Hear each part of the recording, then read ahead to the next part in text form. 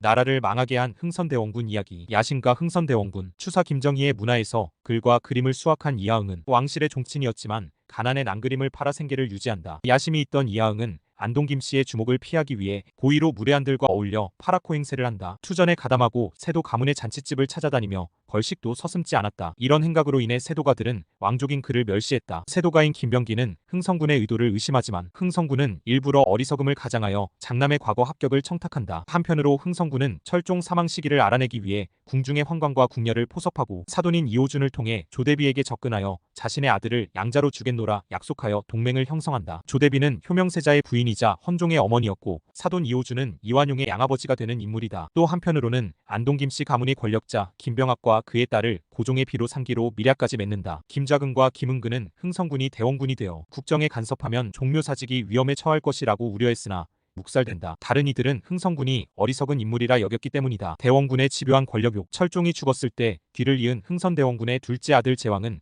12살에 불과했다. 적장자로 당시 19살이었던 제면이 왕위에 오르는 것이 당연했지만 대원군은 자신의 야망을 펼치기 위해 어린 둘째 아들을 왕위에 앉히고 이를 핑계 삼아 섭정한다. 고종이 22살이 되었는데도 섭정 자리에서 내려오지 않자 결국 최익현이 하야를 촉구하는 상황에서 민비의 다그침을 받은 고종이 과감하게 대원군이 궁궐에 출입하는 문을 봉쇄함으로써 타의로 하야하게 된다. 권력을 못 잊은 그는 자신의 서장자 이재선을 옹립하려는 역모를 일으켰으나 실패하고 그 다음 해에 이모군란이 발생하자 구식군인들을 이끌고 궁궐로 들어가 권력을 잡았다가 청나라에 압송된다. 1887년에는 위안스카이와 결탁하여 장손인 이준용을 왕으로 추대하려다 실패한다. 1894년 6월 일본군이 경복궁을 무력으로 점령하는 가보변란 시 일본군의 앞잡이로 궁궐에 입궐하여 세 번째 집권을 한다. 이후 일본이 은퇴를 종용하자 농민군을 상경시키고 청국군을 끌어들여 일본군을 격퇴하고 정권을 재장악하려는 계획을 세우나 실패한다. 1895년 10월 민비씨의 사건이 있던 날 다시 일본 낭인들을 이끌고 입궐하지만 일본은 그의 은퇴를 강요한다. 1898년 그의 장례식에 아들 고종은 불참한다. 속 시원한 흥선대원군의 개혁. 철종 사후 대왕대비 조씨는 흥선군과 약속한 대로 흥선군의 둘째 아들 제왕을 익종의 양자로 삼아 왕으로 즉위시켰다. 왕의 나이가 11세에 불과했기 때문에 대왕대비 조씨가 수렴청정을 하였고 흥선군이 대원군이 되어 집권하였는데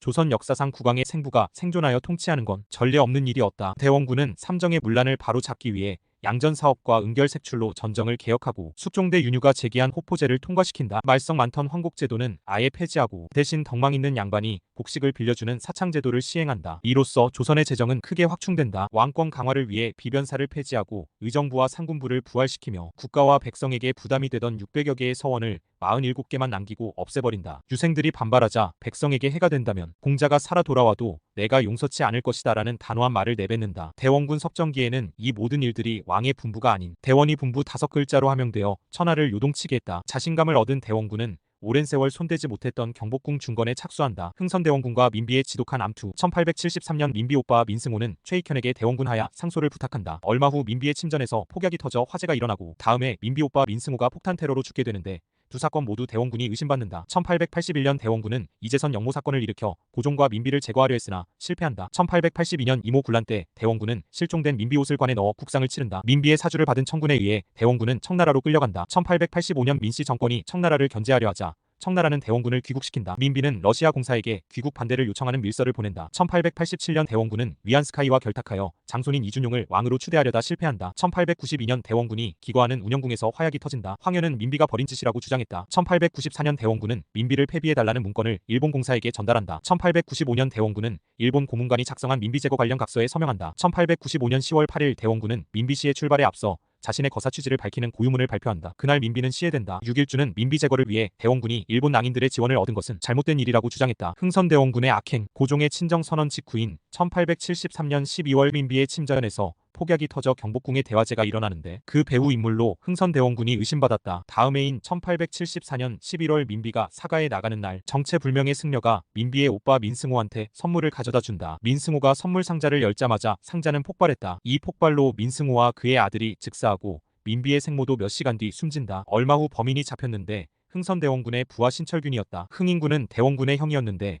동생과 달리 문호 개방을 지지하면서 동생과 대립했다. 이후 조카 며느리인 민비와 손을 잡아 영의정과 총리 대신에 임명되기도 한다. 1875년 11월 흥인군의 집에 원인을 알 수 없는 방화가 일어나는데 이건 역시 흥선대원군이 소행이라는 의혹이 제기되었다. 1882년 6월 이모군란 당시 흥인군은 흥선대원군의 사주를 받은 이모굴란 낭군에 의해 살해되었다. 1881년 고종 대신 대원군의 장자인 이재선을 왕으로 추대하려는 이재선 역모 사건이 벌어진다. 대원군의 여러 측근들이 현장에서 체포되어 대원군의 사주가 확인되었으나 국왕의 친부이므로 처형하지 못했다. 역모를 고변한 흥선대원군의 사위 이윤용은 친아들을 죽음으로 몰아넣으면서까지 권력을 잡으려는 흥선대원군의 잔혹함에 치를 떨었다고 한다. 흥선대원군과 동학과의 관계 1890년부터 1892년까지 전봉준은 한때 흥선대원군의 식객으로 있었다. 대원군은 잠시 식객으로 있었던 전봉준을 후하게 대접한다. 이런 이유로 많은 사람들이 전봉준이 흥선대원군과 연결되어 있다고 믿었다. 1894년 동학농민운동 발생 당시 동학군중 온건파 지도자들은 대원군을 석정으로 복위시킬 것을 약속했다고 한다. 전봉준은 대원군을 반신반의하면서도 민씨 세력의 축출을 위해 대원군과 손을 잡았고 대원군 역시 명성황후의 제거를 위해 동학농민군과 제휴하게 된다. 흥선대원군이 포섭한 동학농민군 지도자 중에는 손아중도 있었다. 손아중의 부인 유씨는 임종 직전에 손아중이 대원군을 만나 서신까지 받았다고 말했다. 이 시기 대원군은 겉으로는 효유문을 내려 농민군 해산을 권고하였으나 실제로는 전봉준과 김계남 등 농민군과 유생들에게 밀서를 보내 봉기하여 일본을 몰아내자고 한다. 대원군 세력은 동학농민군을 상경시키고 청국군을 끌어들여 일본군을 격퇴하고 개화파를 제거하여 정권을 장악하려는 계획을 세운다. 대원군의 손자 이준용은 농민군이 재봉기하면 그 토벌을 핑계로 군사를 일으켜서 개화 정부를 전복하고 정권을 잡으려고 했으나 이 정변 음모는 일본 공사관의 첩보망에 걸려 실패로 돌아간다. 흥선대원군의 네 가지 큰 실수. 첫째, 대원군이 경복궁 중건의 국고를 낭비한 것은 큰 실수였다. 특히 시중에 유통되던 화폐의 1.6배에 달하는 당백전을 발행하여 인플레이션을 촉발시켜 조선 경제를 파탄시킨 것은 큰 실수다. 그 뒤에 당백전 유통을 금지시키고 다시 청전을 유통시키는 등 왔다갔다 하는 정책을 통해 국고는 바닥난다. 국고가 바닥남으로써 고종이 친정한 후